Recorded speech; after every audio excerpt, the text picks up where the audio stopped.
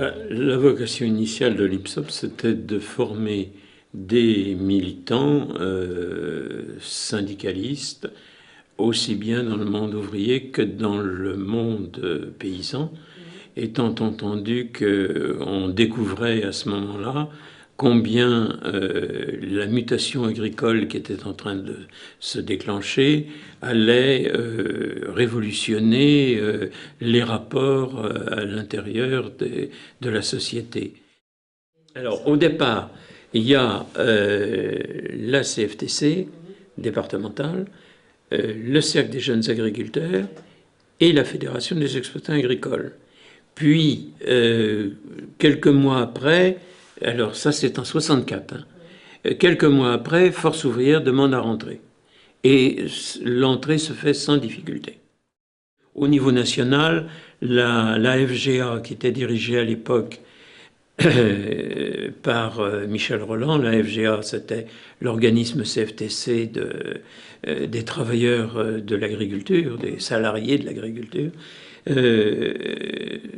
avait pris contact avec les responsables de l'union départementale CFTC pour voir s'il n'y avait pas des choses à faire sur le plan de la coopération agricole pour arriver à une espèce de co-gestion dans le cadre des coopératives agricoles entre les salariés de l'agriculture et les paysans.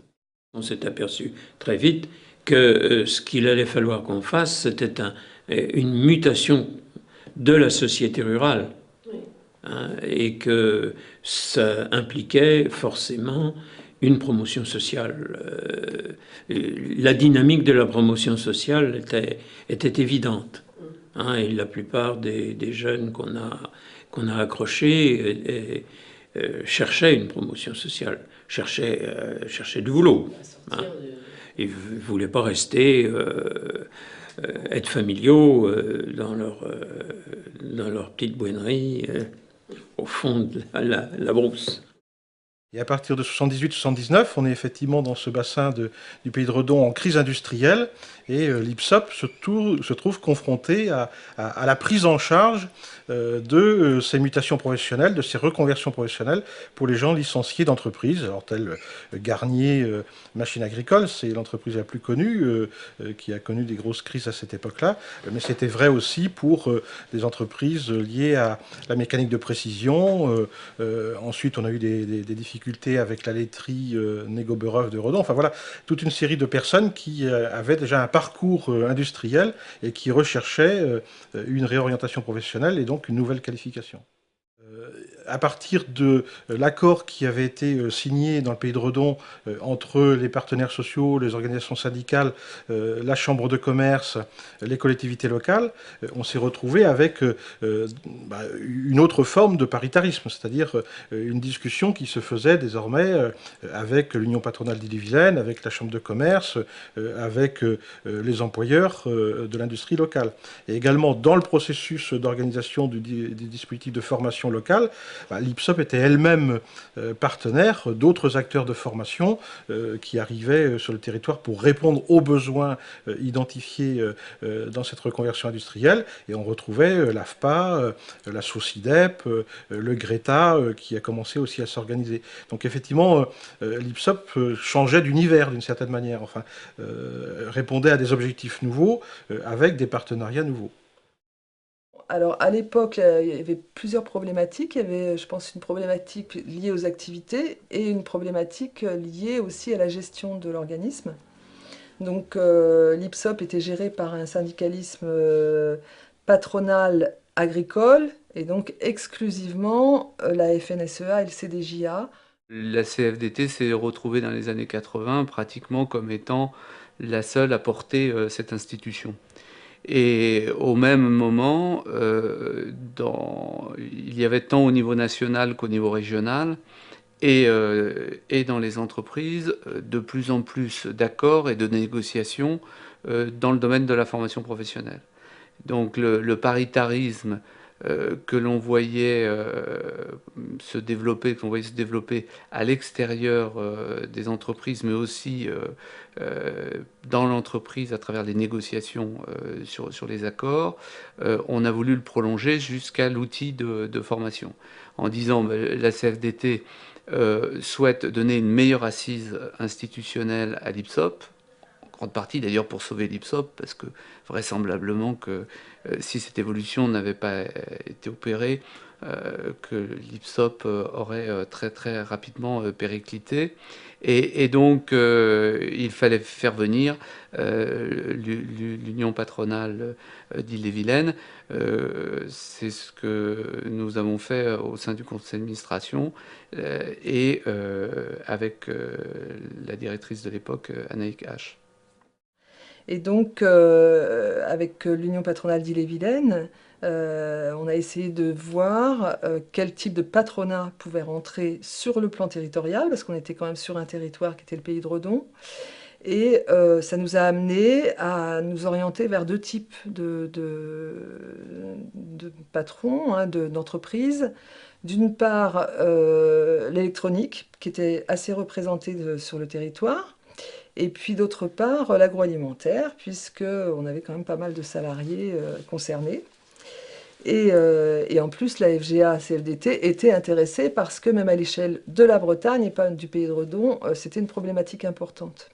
En fait, il y a eu une demande des syndicats de l'agroalimentaire qui constataient que dans les chaînes de production, les salariés avaient vraiment beaucoup de difficultés.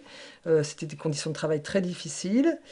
Et en même temps, la direction voyait aussi qu'elle arrivait un petit peu au bout d'un modèle où justement l'aspect technique était vraiment trop important, l'aspect ressources humaines, l'aspect management avait des difficultés à se maintenir dans le système qui était antérieur, c'est-à-dire des agents de maîtrise qui avaient un pouvoir sur des ouvriers, des ingénieurs qui détenaient des connaissances, et ce modèle-là, y compris en termes d'efficacité économique, on arrivait au bout. Donc, la demande qui a été, enfin l'accord qu'il y avait entre les syndicats et la direction était de dire comment on peut, compte tenu de nos nouvelles contraintes, améliorer notre travail. À l'époque, l'offre des cabinets était encore aussi une offre technique. Je pense même aujourd'hui, on a une distinction avec des approches qui peuvent être plus ou moins à intégration des conditions de travail vues par les salariés, du regard des salariés. Il y a eu un vrai débat sur est-ce que oui ou non va-t-on faire de l'audit? Va-t-on oui ou non faire de la formation en entreprise? Est-ce que c'est bien notre place? Et en fait, les débats internes nous ont incités à y aller parce que, justement, on se disait que ça n'existait pas sur le marché. À l'époque, les prestataires de services n'avaient pas ce souci de mixer GRH et production, donc, et organisation de production. Donc, c'était vraiment important de le faire, quoi. Ce que l'on souhaitait, c'était avoir un centre, forcément qui se distingue des autres centres par ce paritarisme, et donc avec ce lien avec l'entreprise. Et donc on a profité,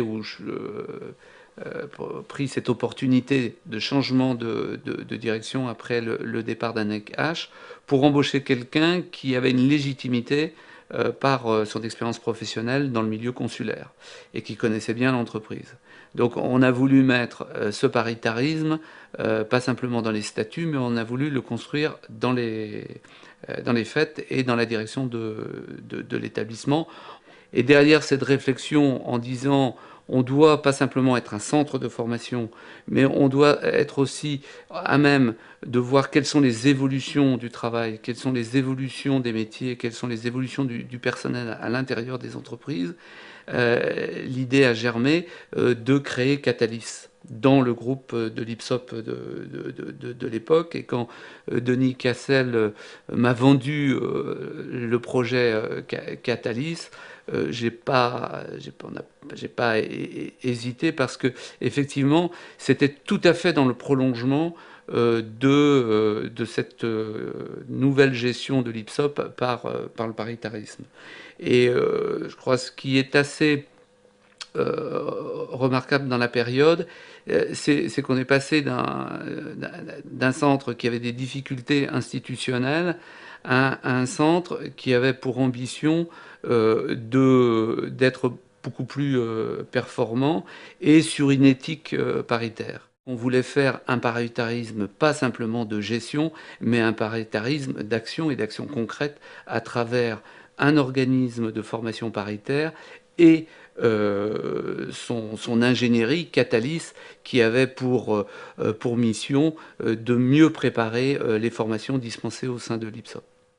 Quand je suis arrivé à Redon, en fait, recruté par l'Union patronale, qui venait d'être invité par les autres partenaires, à l'époque CFDT en tête, dans le conseil d'administration, je venais avec le projet et à la demande d'un projet qui était faire de cet outil un outil d'accompagnement du changement et de mobilisation des compétences sur le territoire de Redon. Bon. L'histoire de l'IPSOP, qui a conduit à la naissance de Catalys, est très très contemporaine de ce qui se passe aujourd'hui, à savoir que tous les changements brutaux qui s'opèrent à vitesse accélérée, qui nécessitent la mise en œuvre de moyens exceptionnels, qui nécessitent de réfléchir à d'autres façons de faire, à prendre en compte les attentes individuelles et collectives, à prendre en compte les intérêts de l'ensemble des acteurs sur un territoire. Tout ça, ça fait sens et ça nécessite effectivement d'ouvrir des espaces qui n'étaient pas ouverts jusque-là.